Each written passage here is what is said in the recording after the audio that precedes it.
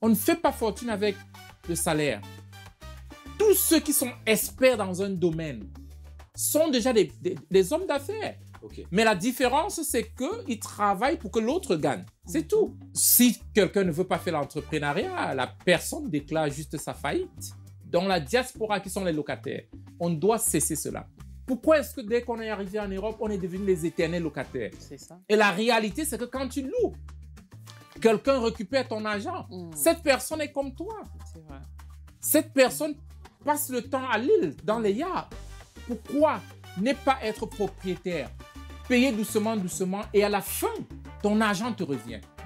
Aujourd'hui, les gens nous accusent de la pauvreté. Nous, on veut juste l'aide sociale, alors que nous sommes fortunés. Qu'est-ce que vous avez vu d'abord? Qu'est-ce que vous avez constaté là-bas qui vous a motivé à investir en Mbuji-Mayi? Parce que moi, je suis congolais, mais Mbuji-Mayi, on a quand même des soucis là. Moi qui ai vécu dans la communauté congolaise depuis 26 ans, Okay. Je connais le Congo plus que tous les autres pays de la Terre, en dehors des États-Unis. D'accord. États-Unis, Congo, je dirais 70% de nos clients qui sont congolais. C'est mon environnement. Ce que nous sommes en train de faire dans le Kasaï, la diaspora représente presque 80%. Les gens qui sont en train de crier déjà pour ce besoin, parce qu'ils ont la possibilité d'acheter des maisons au village, ou bien dans le Kasaï, mais payer à partir de l'étranger, doucement, doucement, pendant... là-bas, ce sera 10 ans, ce ne sera pas 30 ans, comme ce qu'on fait aux États-Unis. Selon se dire, j'ai vite compris qu'au niveau des États-Unis, il y a une forte communauté Luba qui ont... Oui, il faut le dire comme ça, parce qu'il y a d'autres communautés qui sont en train de dormir. Ils peuvent aussi être nombreux. Non, en réalité, on a commencé par le Kasaï, premièrement, parce que la demande était là. Oui, justement, c'est légal. Le gouverneur, vraiment, je lui tiens... Il vous a accueilli à bras ouverts. Il nous a accueillis. D'ailleurs, il a mis à notre disposition certaines terres aussi. Il faut le dire, parce que il nous a vraiment aidé il nous a facilité beaucoup de choses. Rassurez-nous quand même que le projet, c'est aussi pour le Congolais moyen vivant au Congo. Tout ne peut pas être pour tout le monde. Et il y a l'ancienne cité de Fleuve. Normalement, ça ne s'appelle pas cité de Fleuve. C'est à côté de la cité de Fleuve. Ça s'appelle Wisdom City. La ville de la sagesse. Oh! Ouais. Enfin, on va profiter un peu de la sagesse congolaise. Enfin, il y aura une ville qui va rivaliser la commune de Lemba. Vraiment. Parce que Lemba, c'était la commune des intellectuels. Là-bas, c'est Wisdom City. La ville de la sagesse. Ce sera une sorte de Dubaï. Ce sera beaucoup de gratte-ciel, avec des centres commerciaux. Et puis, vraiment, l'objectif, c'est de bien faire, mais de mettre à la portée du Congolais moyen. Solo la vérité chante enfant, toute la foule suit son essor. La vérité en écho résonne, avec Miguel Niemba tout se donne. Mesdames, Messieurs, pour ce spécial numéro de cette émission, je vous dis bonjour et bonsoir. Je sais que vous êtes nombreux dans le monde, de toujours renouveler la confiance à cette chaîne qui est Solo la Vérité. Vous me retrouvez ici, encore dans Solo la Vérité. Oui, c'est pour amener chez vous des bonnes nouvelles. Ici, sur ce plateau, on va recevoir quelqu'un qui va nous apporter la connaissance par rapport aux certains domaines que nous ne maîtrisons vraiment pas. Et puis, je ne serai pas seul à animer cette émission. Il m'était impossible de l'animer et seul, voilà pourquoi j'ai voulu avoir le sexe qui va m'opposer. Et Joyce Sabou est avec moi, vous êtes habitué de la suivre sur Solo la Vérité. Joyce, bonjour. Bonjour Popol, bonjour chers téléspectateurs et j'espère que vous allez bien et vous nous suivez, d'où vous nous suivez. Voilà, le Master Coach est avec nous, donc Raphaël Ndjin. Je ne sais pas si je l'ai bien dit ou pas. Dîner. Ouais. Il manque l'accent là. Ça dépend de votre accent. Donc, comme vous avez le bon accent français, je pense donc dîner, c'est ça. Comment vous vous sentez d'abord? Ouais, très très bien. Moi, j'ai toujours dit quand on est en France, tout va bien. Donc, tout va très très bien. Contrairement aux gens qui habitent France et Paris, ils disent pas la même chose. Dans la France de Macron, là on va pas dire la même chose. On va pas dire la même chose. Mais ça nous rassure que vous vous portez bien. Parce que j'espère que les gens qui nous suivent vont vous découvrir tout à l'heure. Au début, j'ai parlé du Master Coach. Ouais. Et les gens qui parlent anglais ont compris. Mais Joyce, le détail sur cette appellation? Le détail sur cette appellation, c'est que simplement, c'est un coach en entrepreneuriat, Ok. définitivement de son domaine. C'est quelqu'un qui nous parle de l'entrepreneuriat, qui nous incite à entreprendre. Entre autres, les gens qui militent pour que l'Afrique puisse émerger, en fait. Le monde. Bien sûr. Le monde. Le monde. Je préfère rester d'abord dans l'Afrique. J'aime bien mon Afrique. J'aimerais que nous puissions partager ce que vous êtes aux yeux de téléspectateurs, les gens qui suivent Seule la vérité, mais également d'autres personnes qui vont tomber sur ça dans les réseaux. Si on doit vous définir, vous vous définissez d'abord comment? Paul, je pense que je suis celui-là qui croit au potentiel de l'être humain. Ok. Dieu nous a créés avec un potentiel très, très distinct. Et je crois que le passé des hommes ne définit pas leur futur. Et à tout moment dans la vie, chacun peut redéfinir sa vie. C'est mon histoire. Et dans notre processus de coaching, comme Joss l'a dit, nous apportons ce mécanisme pour faire sortir la meilleure version de chaque personne. Dans notre groupe ALIT, nous accompagnons dans les projets, nous accompagnons à déployer des visions, comment partir du rêve à la réalité, parce que chacun de nous a toujours un rêve. Donc, je dirais que c'est ce que je fais. Je me vois comme celui-là qui accompagne les autres à accomplir leur rêve de vie. Quand on grandissait, Joyce, tu sais que nos parents avaient des visions sur nous. Hein. Ah oui. Moi, je me souviens, ma mère, elle me regardait tout le temps, elle me dirait, en fait, elle a l'habitude de me dire que je serais journaliste. La mienne disait que je devais être avocate. Est-ce que c'était le cas pour vous? J'irai un peu plus loin. Oui. Moi, quand j'étais petit, beaucoup plus petit, j'aspirais à l'excellence. D'accord. De tel point que moi et mes amis, la plupart du temps, je dis vraiment à 6 ans, 6 ans, 5 ans, on poussait notre ventre devant pour voir qui a le plus gros ventre. Parce que celui qui a le plus gros ventre allait être riche. D'accord. Les riches avaient les Non, je valide. À l'époque, C'est vrai. À l'époque, c'était ça. Ventre et calvitie. Oui. Non, mais j'ai rasé ma tête avec les rasoirs Bic pour être choisi. Riche. Oui. Oh. À l'âge de 5-6 ans. OK. Donc, il y a quelque chose, quand on était plus petit, on aspirait, on rêvait être quelque chose de meilleur dans la vie. Exactement. Les parents croyaient en nous, les amis croyaient en nous, les professeurs croyaient en nous.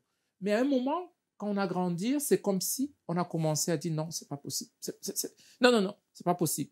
Donc aujourd'hui, dans le coaching, surtout dans le développement personnel, on vient retirer ce géant endormi que la société ou bien les difficultés de la vie ont vraiment ont neutralisé. Donc, comment un coach définit cette période-là quand on se dit que c'est pas possible? Comment un coach définit cette période-là? Quand un enfant est en train de grandir, avec des objectifs bien sûr, hein, mais à un moment il s'est dit je ne pourrai pas.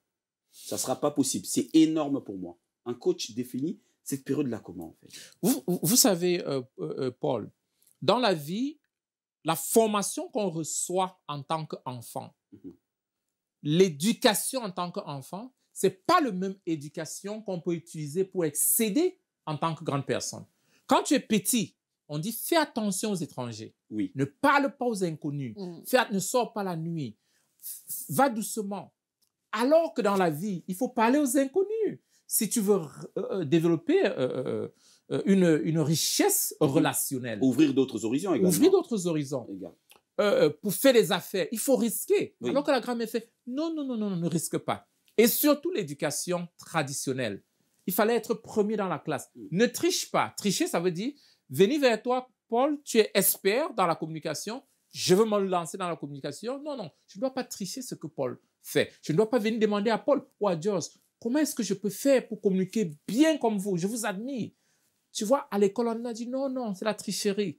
Donc, et maintenant qu'on grandit, on veut réinventer la roue à tous les niveaux. On veut créer quelque chose qui n'a jamais existé. Non, on n'a pas 900 ans sur la Terre. Aujourd'hui, nous avons vu comment la Chine a émergé. Les Chinois ne cherchent pas à créer quelque chose. Ils prennent ce qui est bien, ils démontent et ils corrigent pour avoir la meilleure version.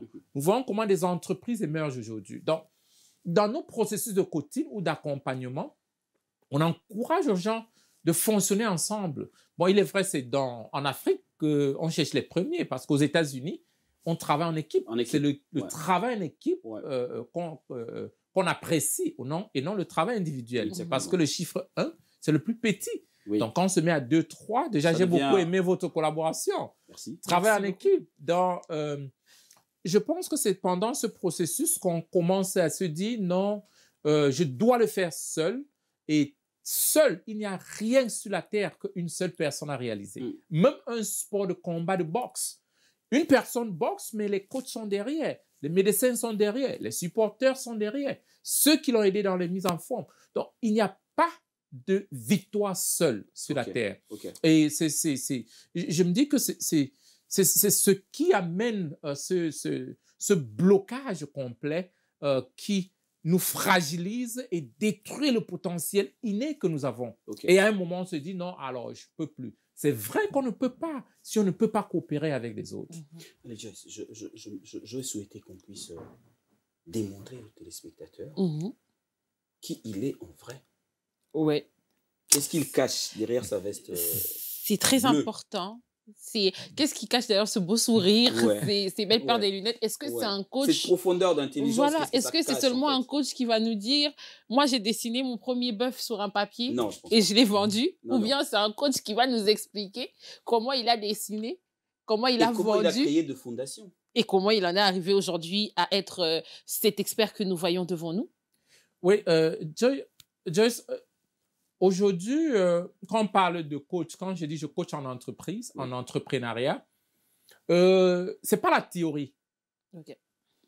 Dans le processus d'abord, je t'amène voir ce que j'ai fait. Je te parle de ce que j'ai fait. Je ne te parle pas de ce que j'ai lu dans un livre. Aujourd'hui, dans nos réalisations, que ce soit au niveau des États-Unis ou bien dans d'autres pays, où nous sommes dans 52 pays en ce moment, on parle de ce qu'on pratique. On n'explique pas ce qu'il faut faire. Dans le coaching que nous donnons, c'est le résultat de ce que nous avons réalisé. Que ce soit nos projets immobiliers au niveau des États-Unis, là où nous sommes en train de travailler pour 1 million d'hectares, 1 million de maisons, ou les accompagnements, que ce soit en RDC ou bien au Cameroun, ou bien nos formations, les coachs que nous avons formés, les coachs en entreprise, à l'école ce que nous appelons l'école des affaires, ou bien l'école des coachs, là où on enseigne les gens comment développer des mécanismes de fonctionnement pour leur vie personnelle et atteindre leurs objectifs dans la vie. J'ai toujours dit on grandit naturellement, mais la croissance naturelle n'équipe personne. C'est pourquoi tu peux te rappeler d'un papa aujourd'hui qui a 70 ans, que tu croyais qu'il était trop intelligent, mais maintenant tu te dis, mais attends, qu'est-ce que je voyais? Parce que le gars a pris la vieillesse, mais il ne s'est pas développé. La vie est intentionnelle. Dans la vie, quand tu sais où tu vas, tu sauras où ne pas aller. J'ai toujours illustré la vie comme quelqu'un qui va dans un pays. Quand tu vas dans un pays, tu ne te rends pas à l'aéroport et tu prends n'importe quel avion. Parfois, aujourd'hui, les gens naviguent dans la vie, ils n'ont pas de plan de vie, ils ne savent pas ce qu'ils veulent et directement, là, ça va dans tous les sens et ça mène la frustration. Les gens ne sont pas épanouis. Donc, aujourd'hui, à l'école des coachs, on enseigne et on accompagne les gens à établir un plan de vie selon leur potentiel. Parce que tous ne peuvent pas être journalistes élégants comme Paul. Hein? Imagine que tu devrais être médecin, être peut-être dans une maison d'urgence ou bien être mécanicien dans un garage. Peut-être que ce n'est pas ton truc. Tu seras frustré toute ta vie. Donc, je pense que dans ce processus de coaching que nous apportons, ça permet aux gens de découvrir leurs points forts et s'appuyer sur leurs points forts pour vraiment faire face à cette vie. Donc, en petits mots, vous n'êtes pas les coachs qui nous disent « je te bande les yeux et suis-moi au son de ma voix ». Vous êtes plutôt du style « je te prends par la main et je t'emmène en passant par ce que j'ai fait, je t'emmène où tu dois aller. » mes réalisations et puis je t'accompagne vers... Je te dis, ne me fais pas confiance. Regarde mes réalisations. Et tu vois si je peux t'aider ou pas. Garde tes yeux ouverts. Ouais. OK. Ok. Je ne t'explique rien, tu vois, et puis je peux t'accompagner ou pas. Donc, vous avez déjà, vous avez, étant qu'expert, vous êtes déjà passé par certaines étapes que vous voulez éviter aux autres entrepreneurs. Exactement. Ok. Quand je suis arrivé aux États-Unis, j'avais compris que ce que je veux réaliser, il y a quelqu'un qui a déjà réalisé cela. Mm. Et dans le temps, avec ma première rencontre de John qui, a des banques, des grandes sociétés, a formé l'armée américaine, a ramené Delta quand Delta a failli. Et je me suis dit, voici quelqu'un qui peut me former. Mm. Ce n'était pas des explications, ce n'était pas des livres. Donc, il avait la possibilité de me dire, Raph, voici ce que j'ai utilisé, voici des étapes que j'ai utilisées pour réaliser ceci. Si tu veux réaliser la même chose, s'il te plaît, suis le même processus. Quelle a été la parole qui vous avait motivé à accepter d'être formé? John m'avait dit pendant notre première rencontre, c'était dans une prédication, c'était sa prédication. Ok. Il enseignait dans une église qui s'appelle All Nation Church dans l'État de la Géorgie. Mm. Il a dit, le passé d'un être humain ne peut pas définir son futur. Et il a dit, ton accent ne peut pas définir ton futur. La couleur de ta peau ne peut pas devenir qui tu seras. Et il a ajouté, tes diplômes ne constituent pas des garanties de réussite. Ça ne peut pas définir ton futur. Ok. Si ton père était pauvre ou riche, ou si tu es venu d'une famille pauvre. Mais il a dit quelque chose. Si tu décides de devenir, tu peux devenir ce dont tu décides de devenir, Mm. mais par un processus de formation continue. Pour être quelque chose, tu dois devenir la personne qui doit manifester cette chose. Et c'était tout pour moi. Parce que j'étais disqualifié à tout niveau. Je n'avais pas d'éducation traditionnelle.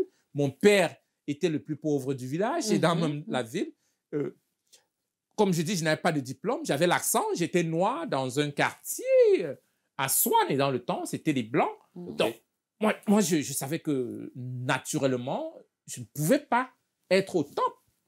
Donc, rejoindre l'élite, en fait. Oui. Et à partir de cela, j'ai dit, mais attends, je n'avais jamais entendu quelque chose comme ça. Dans mon pays, l'Afrique, là d'où je viens, mais si tu viens d'une famille pauvre, tu ne dois pas penser faire partie des tops.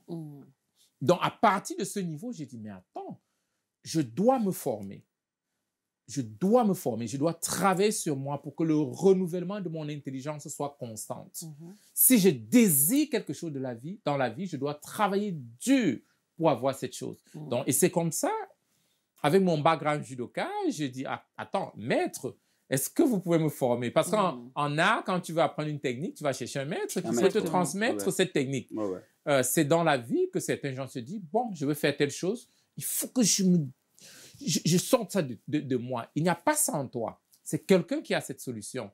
Et à partir de là, j'ai compris que dans la vie, parfois, ce n'est pas le comment qui est important. Le comment te conduit vers la frustration. Parce que quand tu veux faire le comment, tu veux regarder dans toi pour chercher une solution qui n'existe pas. C'est pourquoi on est frustré. Mais quand tu penses à qui, ça fera toute la différence. Raison pour laquelle vous avez pensé à Mbujimayi, mais je veux revenir tout à l'heure. Je te laisse pas céder dans ce qu'il dit. Il y a des questions à poser, sinon il y a quelqu'un qui se pose des questions, mais qu'est-ce qu'il a réalisé? Exactement. Voilà, donc il est important de détailler à ces gens-là qu'est-ce que vous avez réalisé. Moi, quand je suis en train de lire devant moi, je vois une fondation, homme d'affaires prospère dans le domaine de l'immobilier et de transport. Mais très loin, c'est que j'ai aimé encore, pasteur et coach certifié. Pasteur? C'est ça. C'est pour ça, tout à l'heure, j'ai eu envie de dire Amen. Tu vois que je suis en train de lire dans ton intérieur. Je te vois partir. Vraiment. Sinon, ce n'est pas de la prédication. Je reviens dans la définition de ce que vous êtes. Il y a une fondation. On vous appelle homme d'affaires, pasteur aussi. Comment vous vivez dans ce 3 domaines? Comment vous vivez dedans? Je pense que c'est la même chose. Le pastoral ou bien les affaires que nous faisons, c'est basé sur notre croyance, qui est le christianisme. Et naturellement, le christianisme, communiquer l'évangile, c'est manifester le débordement de la connaissance de Dieu C'est vrai. qui s'exprime dans nos talents. Parce que parfois, les gens pensent que fais les affaires, tu ne peux pas être chrétien, Chrétien, ouais. chrétien et puis fais les affaires. Parce Tu ne que peux pas être pasteur et fais les affaires. Non. Aujourd'hui, dans notre consension, que ce soit ceux que nous formons dans les écoles, d'abord, beaucoup sont des croyants ou beaucoup deviennent croyants. Et dans le processus, ils comprennent que non, c'est beaucoup même plus facile parce que la Bible, c'est aussi un très bon livre pour les affaires. Ça t'enseigne l'intégrité, ça t'enseigne le service extrême, ça t'enseigne de délivrer ce que tu promets. Et puis, ça fait de toi un leader serviteur et non un leader du royaume. Et puis la foi, parce que sans foi, on ne peut rien réaliser. Même les non-croyants fonctionnent avec le principe de la foi. Donc, je pense que le côté pastoral ou bien ma foi joue un très grand rôle. Sinon, 80% de ce que je fais aujourd'hui, parce que tout ce que je fais, c'est basé sur la foi et j'ai des rails que je suis. Et vraiment, ça me donne beaucoup plus de force pour avancer. Vous vous êtes investi à Mbuji-Mayi, plus de 1000 maisons là-bas. Mais j'ai vu ici ajouter de la valeur à la population de la ville de Mbuji-Mayi et en lui permettant d'acquérir à crédit de maisons modernes et formidables. Je pense ça? Ouais. Confortable. Qu'est-ce que vous avez vu d'abord? Qu'est-ce que vous avez constaté là-bas qui vous a motivé à investir en Mbuji-Mayi? Parce que moi, je suis congolais, mais Mbuji-Mayi, on a quand même des soucis là-bas. La réalité, c'est que quand on a lancé, quand on a lancé notre projet immobilier aux États-Unis, moi qui ai vécu dans la communauté congolaise depuis 26 ans, je connais le Congo plus que tous les autres pays de la Terre, en dehors des États-Unis. D'accord. États-Unis, Congo. Je suis allé aux États-Unis étant à moins de 20 ans. Quand je suis parti des États-Unis, je suis rentré plutôt avec mes amis congolais. Donc, c'est comme si je suis rentré au Congo. Mon Afrique, c'était beaucoup plus le Congo. Donc, au niveau des États-Unis, on a, je dirais, 70% de nos clients qui sont congolais. C'est mon environnement. Maintenant, beaucoup de clients qui ont acheté des maisons, des terrains chez nous aux États-Unis, ils ont dit, mais attends, coach, nous, on vous construit au village.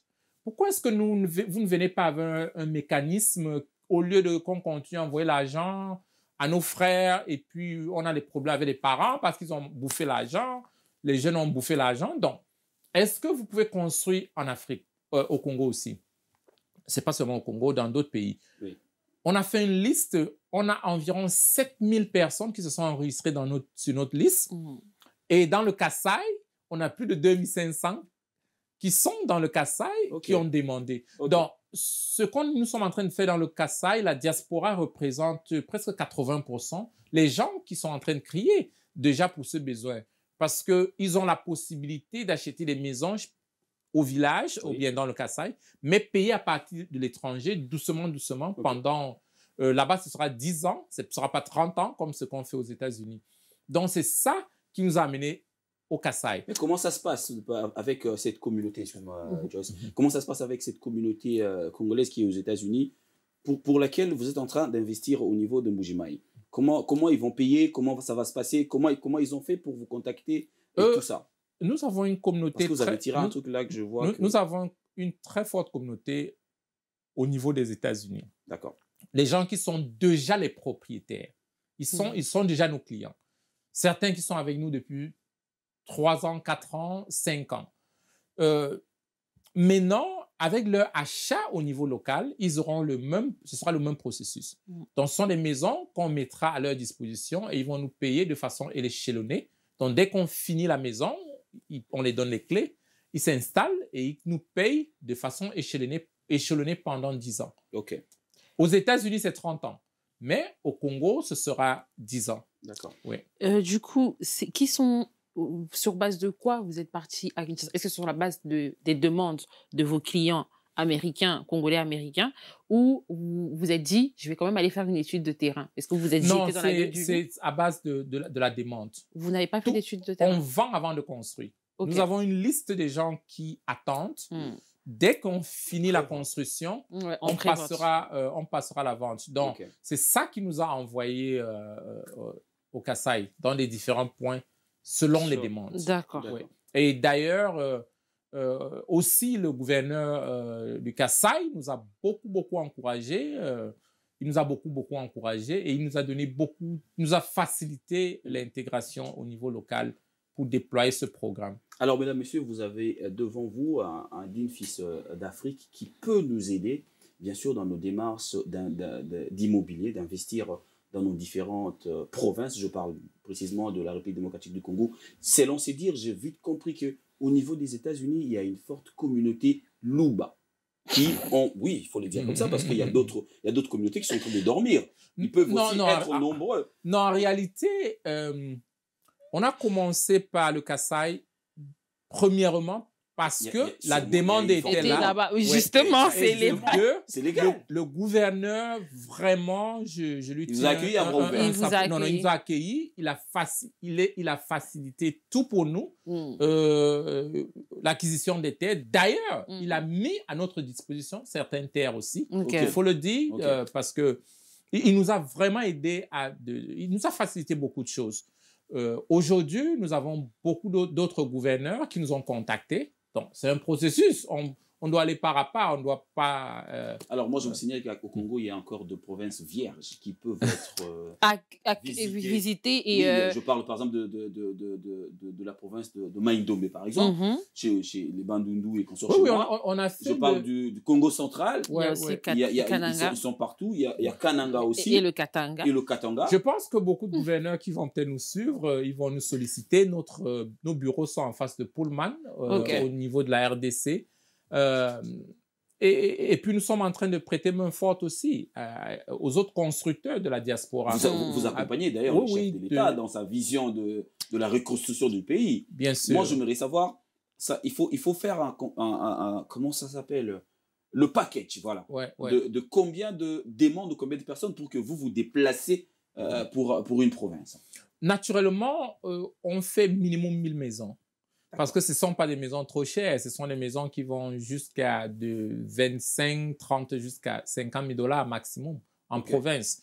Maintenant, on a des propositions qui vont jusqu'à 150 000, les maisons à 2 niveaux, très, très, très luxueux, qu'on propose aux clients. Mais on veut avoir des maisons dont les gens peuvent payer facilement.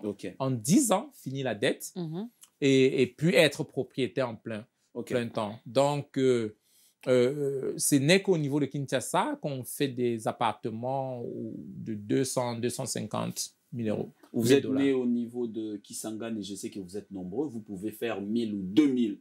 Contacter Raphaël et puis on va reconstruire Kisangani. Exactement, vous êtes né au niveau de Mpweto au Katanga. Vous pouvez toujours contacter Monsieur Raphaël et solliciter son entreprise pour pouvoir acquérir vos biens. Il peut se déplacer dans toutes les provinces de la République démocratique du Congo selon la demande. Donc n'hésitez pas, vous pouvez acquérir votre bien avec un moindre coût sur un temps bien reparti. C'est-à-dire qu'on ne vous appauvrit pas pour pouvoir acquérir un bien tout de suite.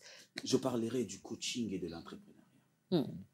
Comment on peut ramener quelqu'un à aimer de l'entrepreneuriat? L'entrepreneuriat, j'ai toujours dit aux gens... Parce que ce n'est pas le goût de tout le monde. Si tu es médecin, je prends l'exemple, peut-être en RDC, prenons le cas de la RDC.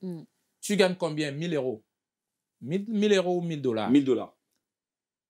En 10 ans, en 1 an, tu auras 12 000.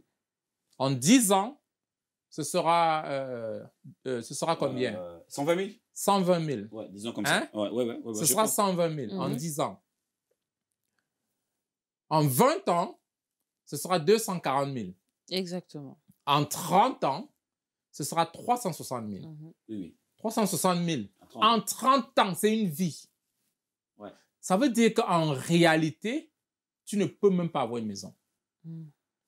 Mais le même médecin qui se forme en entrepreneuriat pourra ouvrir une clinique plus tôt.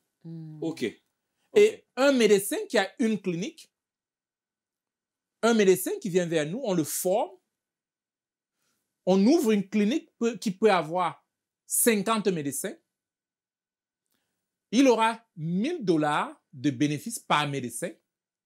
Ça veut dire qu'il aura 50 000 $ par mois. Maintenant, ça lui donnera 600 000 $ par an. Ok. Je crois que c'est beaucoup mieux intéressant. Non, là, ça devient intéressant. Ça devient très parce que intéressant. quand on enseigne le business de la profession, c'est là où on peut se faire fortune. On ne fait pas fortune avec le salaire. Tous ceux qui sont experts dans un domaine sont déjà des hommes d'affaires. Ok. Mais la différence, c'est qu'ils travaillent pour que l'autre gagne. C'est tout. Donc, nous, on vient avec un autre modèle. On dit, OK, toi, tu comprends que même si tu fais ce que tu fais pendant toute ta vie, tu seras pauvre. Donc, si tu ne changes rien, tu seras pauvre dans tous les cas. Essaye au moins notre méthode. Viens faire le business de ta profession pour développer une fortune. Exactement. Exactement. Donc, et puis, ça s'applique dans tous les domaines. Dans tous les domaines. Tu peux développer le business de ta profession. Aujourd'hui, où tu sais une personne qui est ton patron, tu as un salaire, où tu sais les clients, tu peux avoir 1000 clients, tu peux avoir 10 000 clients, tu peux avoir 100 000 clients. Faire d'un métier un investissement, en fait. Exactement. Donc là, c'est une fourchette beaucoup plus élevée. Donc, si quelqu'un ne veut pas faire l'entrepreneuriat, la personne déclare juste sa faillite. D'accord. Donc, je pense que c'est le chemin. C'est l'entrepreneuriat qui est le chemin. D'accord. Ouais. Mais étant donné que vous êtes au Congo, même si ce n'est que la diaspora qui vous a fait venir, rassurez-nous quand même que le projet, c'est aussi pour le Congolais moyen vivant au Congo. Tout ne peut pas être pour tout le monde. D'accord.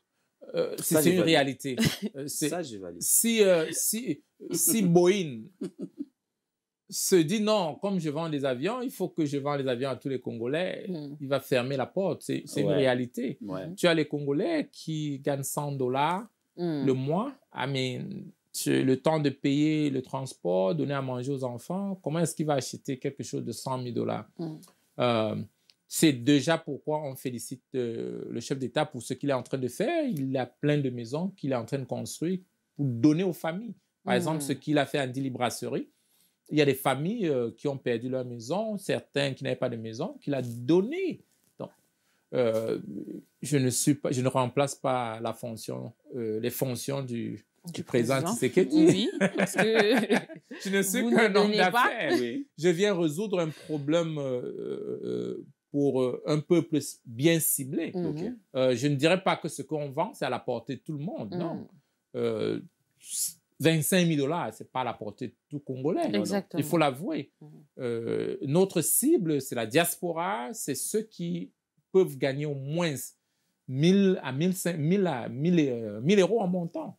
Parce que si on te donne un paiement de 300 $ alors que tu gagnes 100 $ le mois, c'est impossible. Donc, on a vraiment une cible. Ce n'est pas un produit pour tout le monde. Quand Chanel fait ses sacs, ce n'est pas pour tout le monde. Alors que tu verras beaucoup de Congolais avec les sacs Chanel. C'est vrai. Donc, je ne veux pas dire que le produit que nous donnons, c'est pour tout le monde. Mais de l'autre côté aussi, on paye les impôts, on dépense dans le pays. Donc, ça stimule l'économie et directement, tout le monde gagne. Donc, c'est ça. Oui. Popol, il y a un truc qui m'a intriguée dans ce projet, c'est qu'on a la possibilité de payer en 10 fois. C'est ça qui intéresse la En 10 diaspora. ans, pardon. En 10 ans. En 10 ans. C'est ce qui devait normalement intéresser la diaspora. Oui. Moi, je pense que c'est une bonne chose.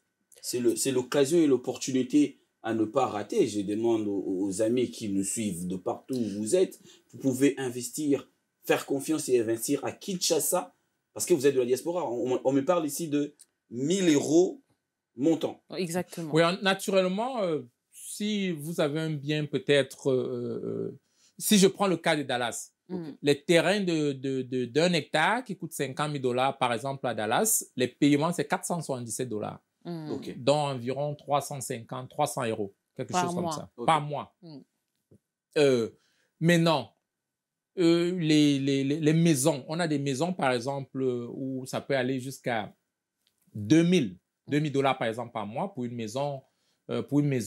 Donc, selon la bourse du client, on s'est dit, j'ai vu les gens à King, par exemple, qui payent le loyer à $3,000, à $3,000 le mois. Oui. Et on s'est dit, non, mais attends, si tu payes déjà le loyer à $3,000, tu Donc, tu prends peux une avoir un maison truc à à crédit, $3,000, oui. tu payes comme loyer, mais à la fin, que ça te revienne, que de continuer à louer. Donc, c'est ça l'approche. C'est ça l'approche. Et c'est la même chose qu'on fait aux États-Unis. Au lieu de rester en location, tu payes, tu prends un bien, et puis tu payes doucement, doucement. Soit tu prends un terrain, tu te bats, parce qu'aujourd'hui, une maison, quand tu achètes comme une maison aux États-Unis de, peut-être, je dis $300,000, si tu la construis toi-même, tu peux être à 200,000 ou 220,000. Donc, directement, en achetant ton terrain, avec $5,000 de dépôt, tu payes tout doucement pendant 30 ans. Tu prends une société de construction, on préfinance 70%. Là, tu entres dans une maison, peut-être avec moins de $50,000. Okay. Mais non, tu payes doucement, doucement, doucement, jusqu'à 30 ans. Et puis, tu es propriétaire. Étant donné que ce projet qui a commencé à Dallas, lorsque vous l'avez mis en place à Dallas, c'était avec des banques de Dallas. Maintenant, lorsque je veux acquérir, moi, un bien de la diaspora à Mbuji-Mayi, par exemple, est-ce que je suis obligée d'avoir une banque au Congo? Parce que c'est quelque chose, est-ce que je dois le faire avec la banque au Congo pour pouvoir avoir ce préfinancement et autres? Ou de ma banque ici, je peux pouvoir procéder à ce projet? Au niveau du Congo, on a beaucoup échangé. Est-ce que vous avez des banques partenaires, en fait? Oui, on a la banque UBA. UBA, ok. Mais nous donnons le financement déjà avec les intérêts. Nous sommes à 9,9%. Okay. Donc, on construit, on finit la construction, on vous vend, mais on vous met sur les paiements échelonnés jusqu'à 10 ans. Non, ça, c'est nos fonds d'investissement. Ah, d'accord. Maintenant, tu peux aller chez UBA où tu vas dans ta banque, prendre un crédit pour nous payer cash sans passer. Donc, ça dépend. Donc, UBA, c'est un partenaire stratégique dans beaucoup de pays. On travaille déjà avec eux. Ils maîtrisent nos produits. Pour ceux qui sont aux États-Unis, on a Bank of America. Vous pouvez prendre le crédit chez eux pour acheter chez nous. Mais nous, on propose déjà cela. Oui, si vous avez le déposit, on vous qualifie. On voit que vous avez la possibilité de repayer la dette. On vous donne ce crédit et puis vous payez doucement, doucement. Vous entrez en possession du bien, vous repayez doucement, doucement. Alors, téléspectateurs, je ne vous laisserai pas avec la question que vous gardez dans la bouche. Je veux vous la livrer ici. Il va répondre. Sûrement, je ne change pas mes habitudes. Sûrement, ils sont en train de se dire, là, vous parlez du DIG. Mais que fait votre fondation, en fait? Notre fondation, le groupe, vous parlez du groupe Dispensation? Parce qu'on a là c'est le groupe. Là, quand on parle d'investissement et tout, c'est le groupe. Mais la fondation, c'est quoi la différence entre les deux? On a le groupe qui est notre compagnie mère, qui est Ali Global. OK. Maintenant, Dispensation, c'est le département immobilier, là où on fait les constructions et on vend à crédit. On a l'école des affaires, là où on enseigne des gens comment faire les affaires, on les forme en affaires et on les accompagne pour faire des deals. On a l'école des coachs, là où on forme des gens qui pourront être des formateurs aussi et gagner leur argent. On a Ali Global Youth, c'est un programme des jeunes où on forme des jeunes, on les expose avec les enfants du monde. Moi, par exemple, quand je suis arrivé aux États-Unis les premières années, je n'avais jamais vu un blanc. Donc, quand on s'alignait avec les blancs, je me mettais un peu derrière parce que je me disais, non, attends, je n'appartiens pas dans ce petit cercle. Aujourd'hui, nous avons des enfants, par exemple, que nous exposons avec tous les autres enfants. La rencontre, c'est ceux qui sont en Chine, ceux qui sont en France, ceux qui sont aux États-Unis. Donc, les enfants grandissent avec une approche mondiale et non une approche africaine. Je ne cherche pas à être des champions du village. Donc, je peux citer beaucoup d'autres produits. On a Sea Capital où on accompagne des entreprises. Vous avez votre projet, un bon projet, on regarde le projet, on fait un partenariat, on peut mettre les finances ou bien on fait l'accompagnement stratégique. Donc, on a beaucoup d'autres produits dans notre groupe.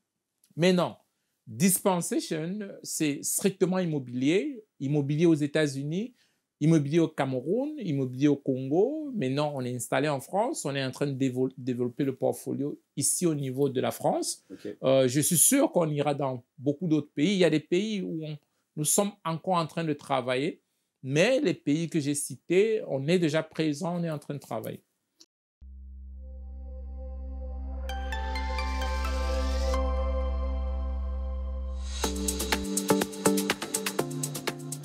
Après la satisfaction des nombreux clients de la qualité et du confort de ces maisons à Dallas, dans l'État du Texas, Dispensation Investment Group élargit son projet immobilier en République démocratique du Congo. Et ceci permet de répondre aux besoins de plusieurs Congolais vivant au pays et ceux de la diaspora qui rencontrent des difficultés à trouver un modèle de vie sécurisé et qui correspond à leur train de vie. Pour sa matérialisation, DIG, entreprise immobilière dirigée par les master coach Raphaël Djiné, a répondu à cet appel en leur proposant ces modèles de logements composés d'appartements de luxe à la Gombe, une commune la plus prisée et accessible de Kinshasa, ainsi qu'à la cité du fleuve située dans la commune de Limeti. La construction de ces catégories de maisons au niveau de la Gombe et à la cité du fleuve est déjà presque disponible, entre dans la vision de ces promoteurs immobiliers et hommes d'affaires Raphaël Djiné qui tient à construire 1 million de maisons. L'élargissement de cet investissement dans les domaines de l'immobilier en RDC par Dispensation Investment Group qui continue à faire ses preuves aux USA permettra à ses clients de profiter de ces logements modernes à la fois confortables et sécurisés. Ces appartements qui donnent la vue sur le fleuve Congo, composés de 2 chambres, 3 chambres, salon et cuisine moderne, vous offrent un cadre de vie favorable. Comme on peut bien le voir, on se posera la question de savoir pourquoi ne pas admirer ces bâtiments très imposants situés à côté du fleuve Congo Hotel ayant la capacité de recevoir plusieurs personnes. Les futurs propriétaires de ces appartements modernisés construits à Kinshasa seront soumis à un mode de paiement échelonné pendant 30 ans. Ces logements à crédit qui seront négociés à des prix raisonnables défiant toute concurrence tentent de répondre à la demande pressante en logement dans la ville-province de Kinshasa, largement peuplée et évaluée à plus de 17 millions de populations. Dans les soucis de satisfaire ses clients, Dispensation Investment Group adapte ici au Congo les modèles de ces maisons déjà construites sur ces sites à Dallas, aux États-Unis d'Amérique. Raphaël Djiné est plus que motivé à doter les Congolais vivant au pays et surtout ceux de la diaspora de ce type de vie confortable.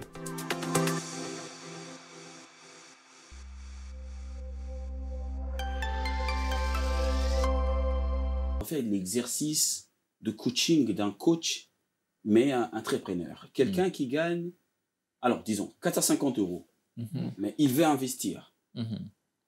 Moi, je le recommande d'abord de commencer par le coaching. Il doit être coaché pour mieux, comment on dit, mieux connaître son domaine et voilà. investir dans son d'abord investir l'argent pour qu'il puisse gagner 1 000 €. Qu'est-ce que vous allez le conseiller de commencer où? Investir où avec ces 450 $ pour monter le chiffre d'affaires, pour rejoindre les gens qui peuvent Aux 450 $, on doit retirer les charges. Non, je dirais que c'est un peu comme si quelqu'un qui veut faire le taxi à Paris. Hein? Okay. Tu veux faire le taxi à Paris, qu'est-ce qu'il faut faire? Avoir le permis. Ouais, le permis taximan. Taximan. Ouais. C'est la première chose. Tu veux gagner l'argent dans la vie, tu veux faire les affaires, tu aspires à quelque chose de grand. Forme-toi. Forme-toi. Parce que tu ne peux pas avoir ce que tu n'es pas la personne qui peut posséder cette chose. C'est pourquoi les héritiers, même les héritiers, quand on les laisse la fortune, ils deviennent plus pauvres alors qu'ils ont la fortune. Si tu veux être millionnaire, tu dois devenir un millionnaire. Le mindset d'un millionnaire, la personne qui peut apporter la valeur à ce niveau. Donc, c'est pourquoi le coaching est capital. Je n'ai pas commencé par l'argent. J'ai commencé par la formation et ça m'a donné la capacité de développer des stratégies d'affaires. Donc, je dirais à celui qui a 477 $ de se mettre sur un programme de coaching. Se mettre sur un programme de coaching parce que la première chose, tu dois te connaître. Tu dois te connaître. Tu dois connaître ton potentiel. Tu dois connaître tes faiblesses. Aujourd'hui, les gens font les choses parce qu'ils ont entendu quelqu'un faire. Joyce et Paul présentent vraiment bien. Miguel fait bien, beau studio. Tu te dis, non, je me lance dans la télé. Tu es timide. Tu n'aimes pas qu'on te voit. Tu n'as pas la langue facile. Peut-être tu es un bon mécanicien. Peut-être.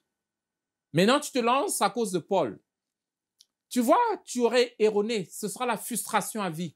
Parce que tu n'as pas connu ce que tu as. Tu ne connais pas ce que tu as de précieux. Moi, j'ai toujours dit, si on fait la course de natation, quelles qu'en soient les capacités des aigres, ils ne pourront jamais battre une baleine. Impossible. Maintenant, s'il faut survoler, quelle qu'en soit la taille de la baleine, elle ne pourra pas jamais battre un petit oiseau.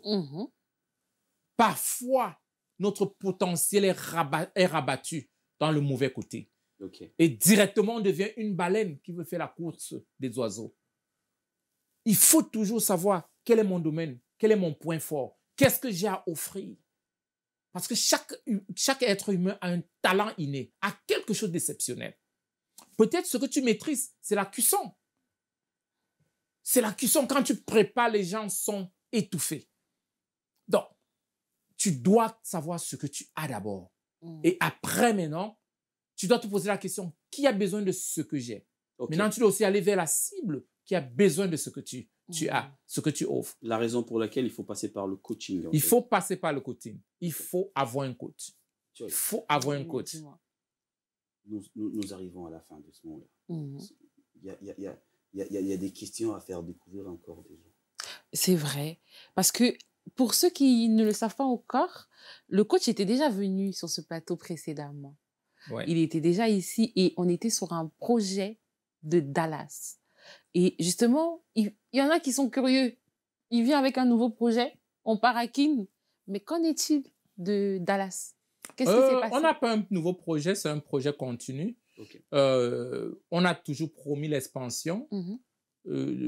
Comme par exemple, maintenant on est à Paris, on est en train d'avancer. On a beaucoup de clients en Europe qui ont acheté à Dallas. Et on a des requêtes.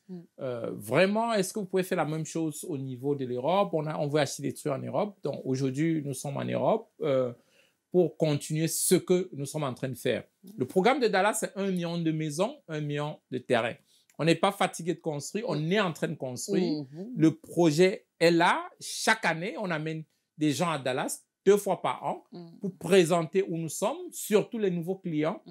Donc, le projet de Dallas va très, très, très bien. Il y a déjà notre cité de Meban qui est en train d'aller très vite parce que c'est le projet phare en ce moment. On a des grandes acquisitions qui sont en train d'avancer. Je crois qu'on a environ 3-4 sites qui seront sur le marché pendant d'ici peu. D'ailleurs, en ce dernier trimestre de l'année, nous sommes en train de faire un projet de 1000 communicateurs et 1000 clients. Donc, si quelqu'un est dehors, il est communicateur, bon comme Paul et Joyce, qui n'hésitent pas de nous joindre parce que ils sont nombreux. On ne veut pas garder ce trésor dans la poche. On aimerait que chaque Africain, chaque personne de la diaspora vienne se joindre sur notre mouvement parce que je pense que c'est un grand mouvement. Exactement. Les Africains consistent le plus grand pourcentage dans la diaspora qui sont les locataires. On doit cesser cela. Ce n'est pas ce qu'on fait en Afrique. Notre grand-père ne loue pas. Notre grand-père ne loue pas. Pourquoi est-ce que dès qu'on est arrivé en Europe, on est devenu les éternels locataires? C'est ça. Et la réalité, c'est que quand tu loues, quelqu'un récupère ton argent. Cette personne est comme toi. C'est vrai. Cette personne passe le temps à l'île, dans les yachts. Pourquoi ne pas être propriétaire? Payer doucement, doucement, et à la fin, ton argent te revient. Aujourd'hui, les gens nous accusent de la pauvreté. Nous, on veut juste l'aide sociale, alors que nous sommes fortunés. Quelqu'un qui paye $3,000, par exemple, 3 000 € de loyer, une maison. Quand tu multiplies par an, ça fait combien? Ça fait 36 000. En 10 ans, ça fait combien? 30 ans, ça fait 1 million d'euros. 1 million d'euros. Chaque Africain donne 1 million d'euros gratuits. Tous ceux qui ont passé le temps ici, 1 million d'euros gratuits. Reverse la chair. S'ils étaient des propriétaires, en 30 ans, ils auront dépensé 1 million d'euros. Maintenant, avec une maison qui vaut peut-être 2, 3, 4 millions d'euros. Donc, on doit s'éduquer, on doit commencer à bien gérer ses ressources. Je crois que chacun devrait tout faire pour entrer dans un processus où il doit être propriétaire et non locataire. Que ce soit l'appartement ou les condominiums, se battre pour acheter. Se battre pour acheter. Ce ne sera pas facile. Je ne dis pas que ce sera facile. Mais avec des différents produits que nous sommes en train de venir avec, on pourra accompagner beaucoup d'autres. Et puis, dans beaucoup de mairies ici, il y a des mairies qui offrent des trucs avec 2%. Je ne dis pas aux gens d'acheter forcément seulement chez nous. Oui, on n'est pas les exactement. plus moins chers. Oui. Mais il nous faut ce changement de mentalité. On doit être des propriétaires. Quand tu vas dans un coin, aux États-Unis, en France ou bien en Afrique, les fortunés, est-ce qu'ils sont les locataires? Non. Les plus pauvres sont les locataires. Mais qui rend d'autres très fortunés? C'est des pauvres. Des locataires. Ouais. Tu es dans une cotisation où tu ne boufferas jamais. Chez nous, on appelle ça la tontine que tu ne bouffes pas. Oui. Qui va entrer dans une tontine où tu ne vas jamais bouffer? Personne. Comment? Personne. Et puis après, on a nos parents, on a nos frères, ils ont fait 30 ans en France, ils ont fait 30 ans aux États-Unis, mais ils n'ont rien. Dès qu'ils meurent, on cotise l'argent pour les enterrer. Pour les enterrer, c'est pas normal. Je suis en train d'admirer cet œil-là d'un entrepreneur immobilier. Il y a une question qui m'est traversée à l'esprit, Joyce. Est-ce que, ici, dans des pays développés, l'urbanisme est déjà bien assise? Je me pose la question de savoir, quand vous livrez de maisons au niveau de l'Afrique, est-ce que vous tenez compte de l'urbanisme? Parce que ici, par exemple, avant de livrer de cité, on se rassure qu'il y ait une école, l'église à côté, foyer, un truc où le parc, là où les enfants... Une association à côté. Mais quand vous livrez en Afrique, on va revenir sur la cité de Kinshasa. Oui, on va revenir sur ça. Mais quand vous livrez vos maisons, vos cités, est-ce que vous tenez compte de tout ça? Par exemple, moi, j'ai toujours été contre quand on avait livré le quartier Beauvant. Pour moi, il n'y avait rien de livré là-bas. Parce qu'il n'y avait pas d'école, il n'y avait rien, il n'y avait même pas d'aucun niveau, en fait. Ah, pour avoir habité là-bas, on avait une espèce de forêt derrière nous. Voilà, donc l'expérience est là. Ma question, elle est là. Non, vous savez, parfois, on veut développer l'Allemagne de l'Afrique. OK. N'est-ce pas? Okay. Quand tu veux développer l'Allemagne de l'Afrique, regarde d'abord les conditions actuelles. Et tu te dis, comment est-ce que l'Allemagne s'est développée? Il y a des choses qu'on ne peut pas faire. Je prends le cas d'Indili Brasserie. Tu veux construire Indili Brasserie. Il y a des exigences. Si tu fais une maison pour vendre à 25 000 $, par exemple, et il faut faire les routes, alphater les routes dedans, la même maison sera peut-être à 75 000. Est-ce que le citoyen moyen local pourra payer 75 000? C'est le problème qu'on a aujourd'hui. Donc, on doit aller étape par étape. Peut-être moi, je parle du moment où c'est vous qui livrez les cités. Non, on ne construit pas pour nous. On construit pour les gens. Pour les résidents. OK. On doit résoudre le problème du résident. Ce que vous donnez. Avec leur capacité. Il ne faut pas qu'on soit amoureux de nos produits. Il faudrait qu'on soit amoureux de nos clients. On résout leurs problèmes. Maintenant, si je viens mettre le grand parc, les piscines, et je facture cela à quelqu'un qui ne gagne pas tellement d'argent, est-ce qu'il sera à mesure de supporter ce que je donne? Ce sera comme si c'est un cadeau empoisonné. Est-ce que si vous donnez une cité comme ça qui est pour moi, que je qualifie de ne pas être complète, cela ne tâche pas votre réputation?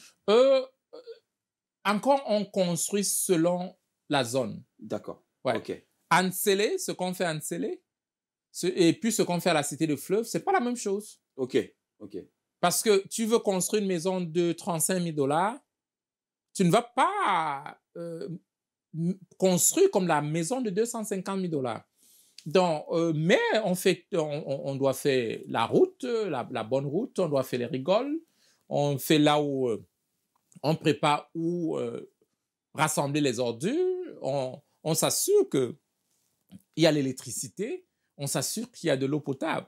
Donc, c'est au moins le nécessaire. On ne fait pas des houdis, par exemple. Donc, déjà, je bénis déjà Dieu pour le nouveau ministre, M.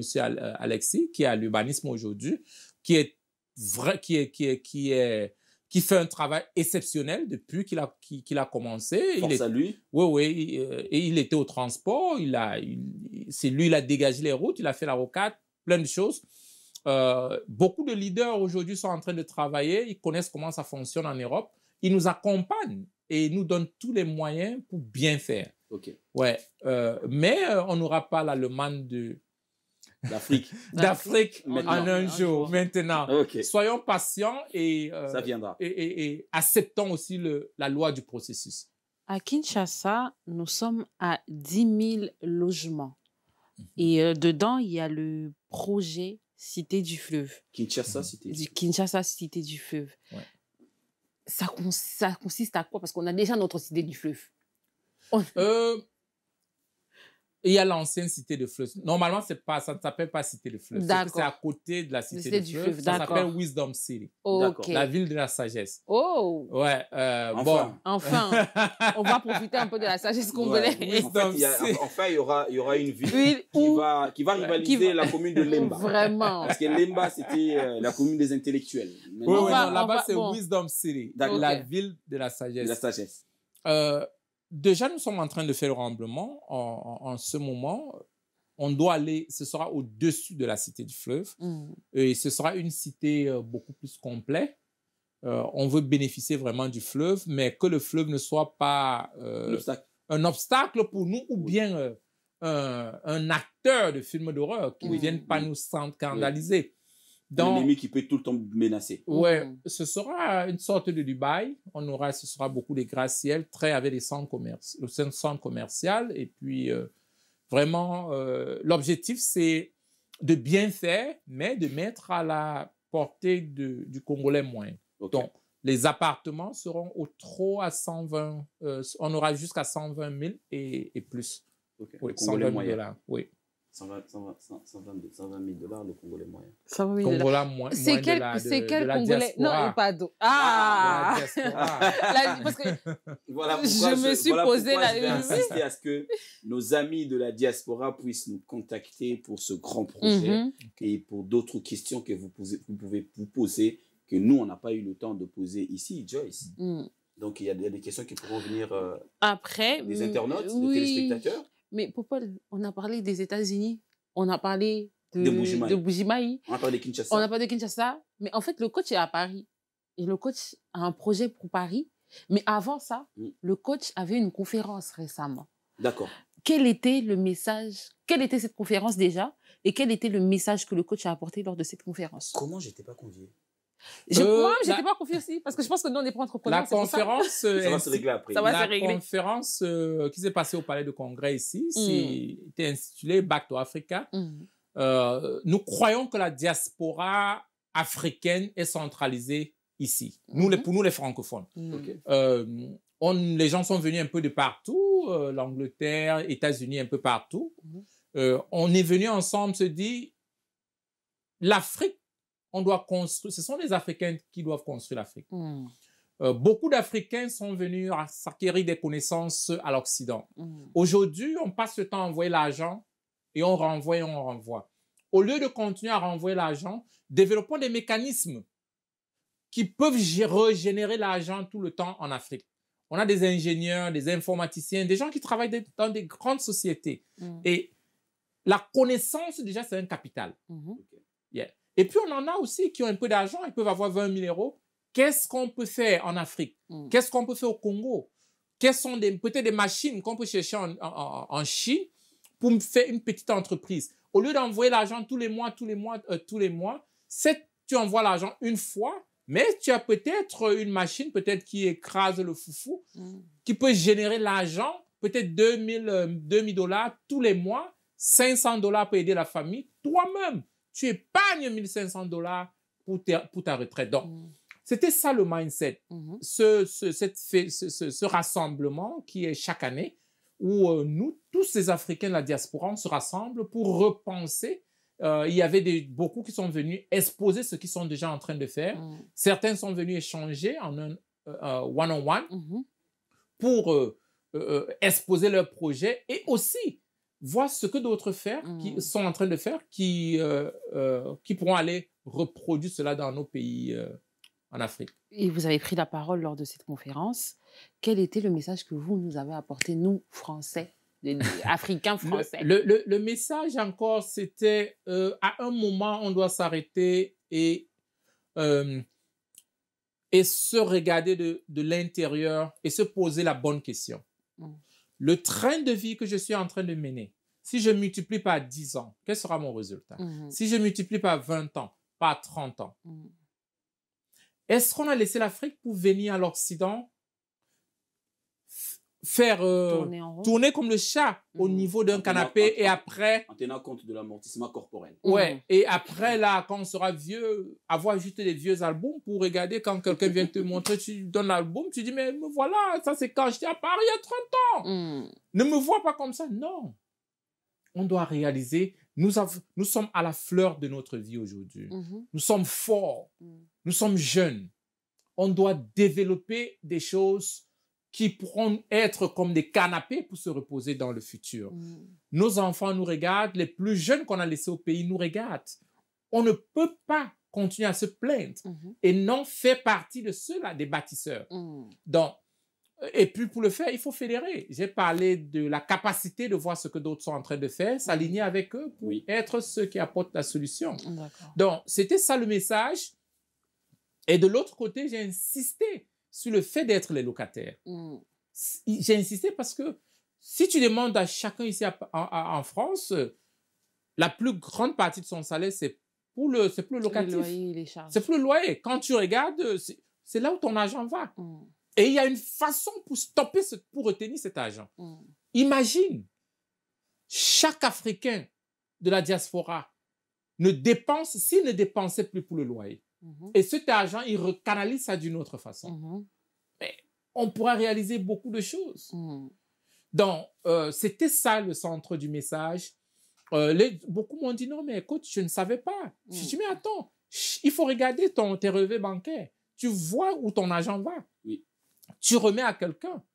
Alors que tu peux te remettre dans une autre maison ou t'arranger pour acheter. Même si tu donnes cet argent maintenant, après 5 ans, après 10 ans, tu pourras revendre ta maison et récupérer cet argent. Et au-delà de ça, vous vous êtes aussi implanté en France. Oui. Est-ce qu'on est dans une même vision dans la globalité ou on a un petit changement, quelque chose qui apporte une petite touche française dans la France de Macron? Je pense que la France est le carrefour pour se connecter sur l'Afrique. Et aujourd'hui, nous avons la représentation des Africains au niveau de la France. C'est beaucoup plus proche que les États-Unis. Les États-Unis paraissent un peu plus longs. Donc, je me dis que avec notre centre d'appel qui s'implante ici en France, on pourra encore fédérer beaucoup plus avec la diaspora africaine qui sont ici en France pour déployer les mécanismes pour reconstruire l'Afrique beaucoup plus rapidement. Voilà, comme nous sommes arrivés à la fin, Joyce, je vais vite repartir à Kinshasa pour rassurer et également marteler sur un aspect de choses qu'on n'a pas évoqué ici. Je tiens à signaler que ce que vous êtes en train de faire au niveau du pays, vous donnez aussi du travail au fils du pays. Parce que de projets comme ça demandent de main-d'œuvre et puis de ressources humaines également nécessaires. Voilà pourquoi je voulais épingler sur ça. Joyce Sabou, ça a été un plaisir d'animer cette émission avec toi. Ça a été un plaisir. Le plaisir était partagé pour Paul. Toujours en bonne compagnie. Toujours. Et pour nous, c'est aussi un grand plaisir. On a pu donner de la matière aux gens qui nous ont suivis. Alors, pour les références, comment on peut faire pour vous contacter? Ce sera difficile de donner les contacts. Ça dépend de la localisation. Mais on a un site internet, Ali Global, et je crois que peut-être le réalisateur pourra ajouter des insertions pour nous contacter. Pour ceux qui aimeraient se former, faire notre programme de coaching, aliglobal.com. On a beaucoup d'informations sur notre page. Nous avons la page de Dispensation. Pour ceux qui aimeraient acheter à crédit, que ce soit aux États-Unis ou bien au Cameroun. On est en train de faire un projet de 10 000 logements avec la SIC au Cameroun. Ok. C'est en cours déjà. Et on a aussi Wisdom City au niveau du Cameroun, ceux qui aimeraient acquérir les appartements dans Wisdom City, en face du Hilton, au Cameroun. Ou alors ceux qui aimeraient nous rejoindre avec nos projets à Kinshasa, le bureau se trouve en face de l'hôtel Pullman sur Tchatché. à jour. Ouais, sur Tchatché, dont il y aura les contacts. Pour ceux qui sont à Paris, je n'ai pas l'adresse en tête, nous sommes dans le 17e. D'accord. Donc, ils pourront prendre un rendez-vous et venir à notre base de Paris. Voilà, mesdames, messieurs, nous sommes arrivés à la fin de cette édition spéciale de cette émission. J'ai animé avec la consoeur Sabou Oichois. Notre invité nous a parlé de ce qu'il a pu réaliser et ce qu'il continue de réaliser. Nous espérons qu'il y aura bien sûr d'autres numéros d'une émission comme ça, des découvertes, même à Kinshasa, pourquoi pas au Cameroun. On pourra descendre pour voir de plus de détails. D'ici là, portez-vous bien. On se retrouve très prochainement. Au revoir. Au revoir. Solo la vérité chante enfant, toute la foule suit son essor, la vérité en écho résonne.